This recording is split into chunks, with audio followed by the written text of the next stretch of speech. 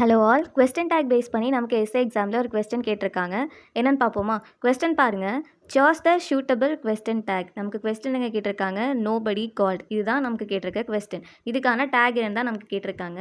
ஜென்ரலாகவே question tackle statement வந்து உங்களுக்கு பாசிட்டிவாக இருந்துச்சு அப்படின்னா அதுக்கான டேக் வந்து நெகட்டிவாக இருக்கணுங்க. அதாவது நாட் இருக்கணும். ஆர் உங்களுக்கு கொஸ்டின்லேயே வந்து நாட் இருக்குது, நெகட்டிவாக இருக்குது அப்படின்னா உங்களோட டேக் வந்து பாசிட்டிவாக இருக்கணும். இது கிளியராக இருக்கா? இப்போ கொஸ்டின் பார்ப்போமா? Nobody called. இதுதான் நம்ம கொடுத்துருக்க ஸ்டேட்மெண்ட். இந்த ஸ்டேட்மெண்ட் பாசிட்டிவா நெகட்டிவா? நோபடின்னு இருக்குல்ல. ஸோ இது வந்து நமக்கு நெகட்டிவ் ஸ்டேட்மெண்ட். ஸோ இந்த கொஸ்டின் தானே கேட்டிருக்காங்க இந்த மாதிரி. ஸோ நெகட்டிவாக இருந்ததுன்னா நமக்கு பாசிட்டிவாக இருக்கணும் டேக். அப்போது நாட் வந்திருக்கக்கூடாதுல்ல. ஆப்ஷன் பியையும் டியையும் பாருங்கள். டிடன்ட், டோன்ட் இந்த மாதிரி நாட் வந்திருக்குல்ல. ஸோ டியும் வராது, பியும் வராது. இப்போது ஆப்ஷன் ஏ டூ தே இல்லை ஆப்ஷன் சி டிட் தே. இது ரெண்டில் தான் நமக்கு ஏதோ ஒரு ஆன்சர். இப்போ வேர்ப் செக் பண்ணலாமா?